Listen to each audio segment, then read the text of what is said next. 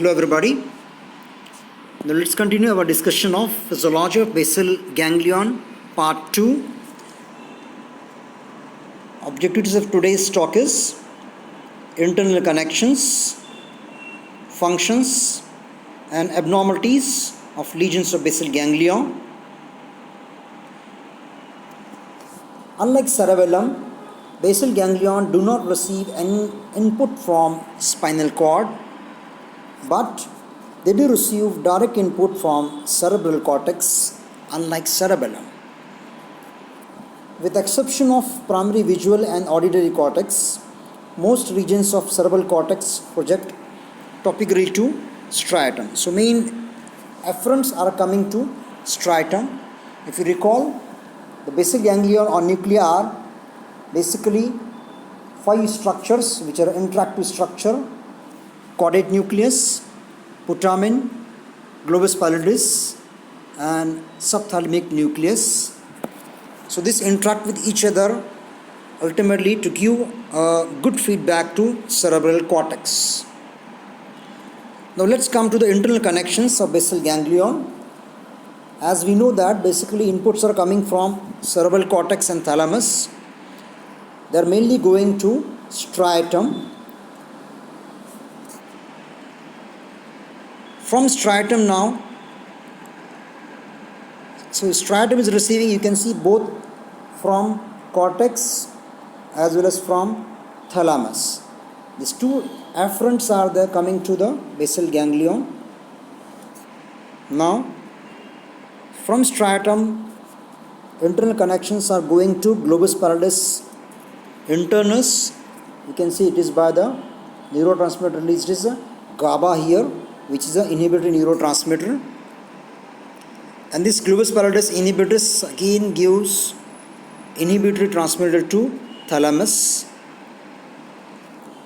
And basic output from thalamus is excitatory in nature. Now globus pallidus externus also receives connection from striatum, which is again inhibitor in nature, that is a GABA.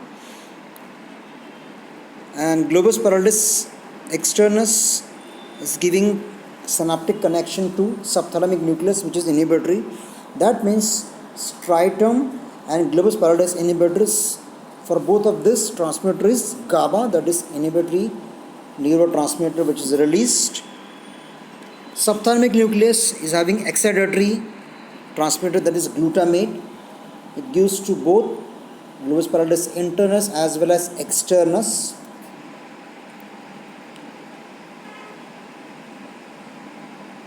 Now globus pallidus internus also gives to pontine nuclei. From here it goes to brainstem and spinal cord. So like this, these are the internal connections.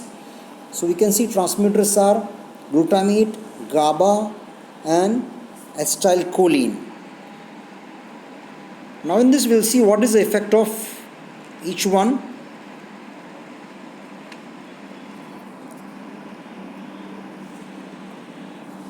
So you can see here, when it is showing impulse here, it is inhibiting this. So its inhibition reduces, leading to positive response. So whenever there is stimulation of striatum, globus pallidus internus and thalamus, so this circuit is excitatory in nature, because striatum inhibits globus pallidus internus and its inhibition leads to further inhibition of the inhibition going here. So it is like a feed forward inhibition, and thalamus is spared, and it is, you get positive output from here, that is excitation back to cerebral cortex. So this is the direct circuit of internal connection of basal ganglion, direct from here to this, back to this. So this will lead to excitation of cerebral cortex. Now indirect, you can see here, this circuit is indirect. Striatum is inhibiting globus pallidus internus. So because of this, this inhibition is reduced, you can see.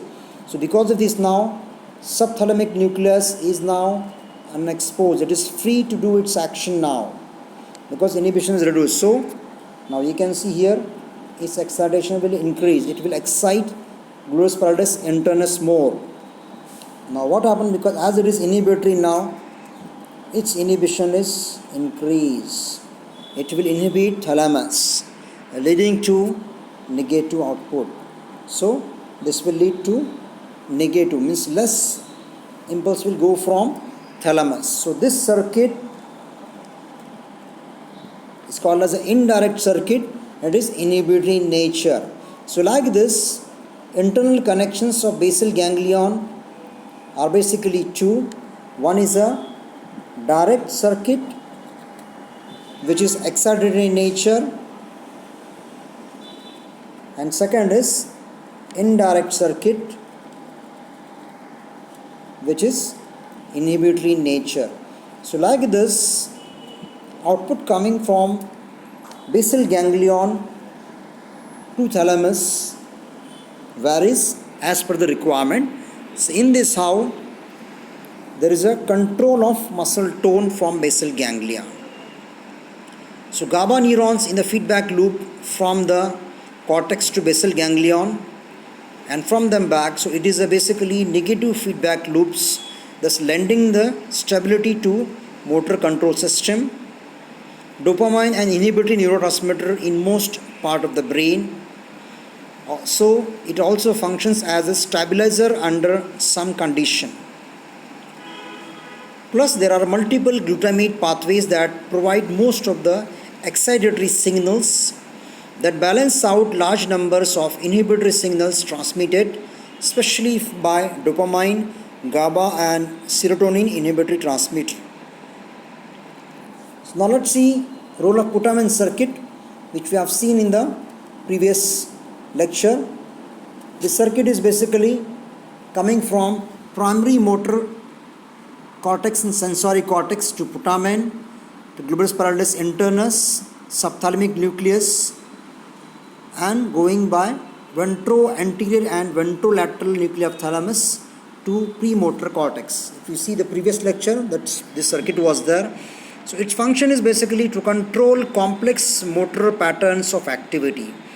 For example, writing of a letter of alphabet, cutting papers with scissors. These are all complicated activities which involve multiple muscles and different joints at a time. Hammering a nail, shooting a basketball through a hoop, passing a football, throwing a baseball, movement of shoveling dirt. So most aspects of vocalization, controlled movements of eye. Any other of our skilled movement, most of them perform subconsciously. So basically putamen circuit has got role in control of such activities. So basal ganglion is giving positive as well as inhibitive outputs based on the requirement and will modify the muscle tone. On the other hand, caudate nucleus, which has got role basically in the cognition, understanding. So we have seen it is from somatosensory area, premotor area and supplementary area to putamen, globus pallidus and ventro-anterior and ventrolateral nucleus of thalamus, and it is going to prefrontal cortex. So its role is basically in the activity which needs cognition.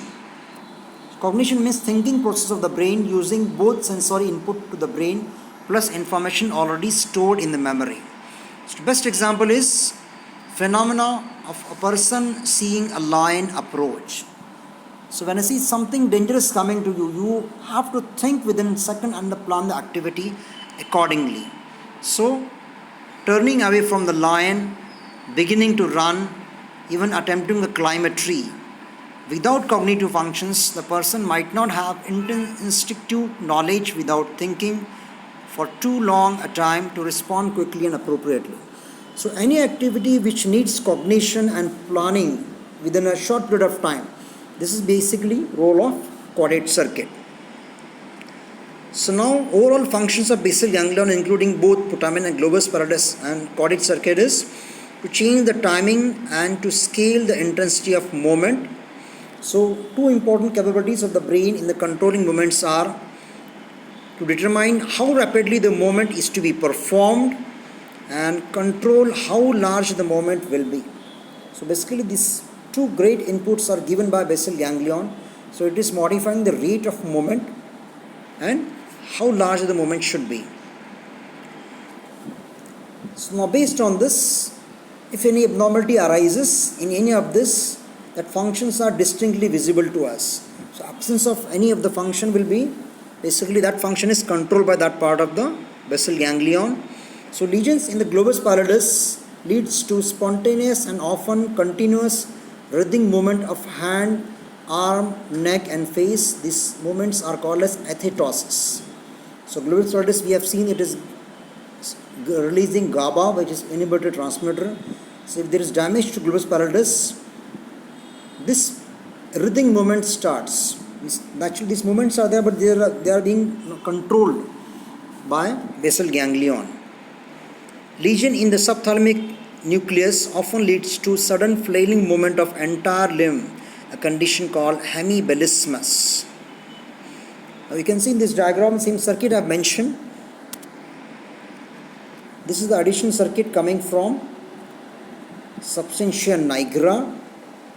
Here you can see it is releasing dopa, which is acting on dopamine receptors. So we are having two types of receptor, dopamine 1 receptor and dopamine 2 receptor. So neurotransmitter is same, but the functions vary based on the receptors there. Dopamine 1 receptor is excitatory in nature. D2 is inhibitory in nature. You can see I have shown a negative mark here. Transmitter is same. Now if there is damage in this connection, damage to the substantia nigra takes place. So now dopamine will not be acting on either of the receptor. So this circuit will get disturbed. So what happens, see now, this T1 is influencing globus pallidus internus. So its excitation gone now. So it becomes weak. So globus pallidus is no longer inhibited. So because of this, what happens now? And this is dopamine 2 was inhibitory in nature. So now this becomes powerful. So it is strongly inhibiting globus pallidus externus, and so it is inhibited, it is not inhibited. So see, because of this, what is going to happen now? This inhibitor will become weak. So now this is unopposed, strong. So this becomes strong. There is strong inhibition of globus pallidus internus. So there is stimulation. So this becomes strong. So it will inhibit thalamus. So because of this, output becomes negative. So because of this, less output is going from base thalamus to basal ganglion. So this brake is gone now. So brake is gone.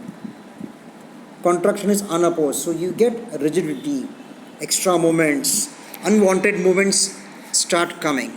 So that is the classical of Parkinson's disease. So in Parkinson's, we get damage to the substantia nigra or nigrostrial tract. So lesions of substantia nigra leads to the common and extremely severe disease of rigidity, akinesia and tremors known as Parkinson's disease. Multiple small lesions in putamen leads to flicking movements in the hands, face and other part of the body, that is called as scoria. So like this, lesions of different part of basal ganglion has got different actions, but ultimately what is happening? The brake system is disturbed. In short, the brake system which was present normally is now disturbed. Because of that, unwanted movements and unwanted muscle contraction comes. So you get tremors, rigidity, stiffness. So these are the classical symptoms of basal ganglion lesion.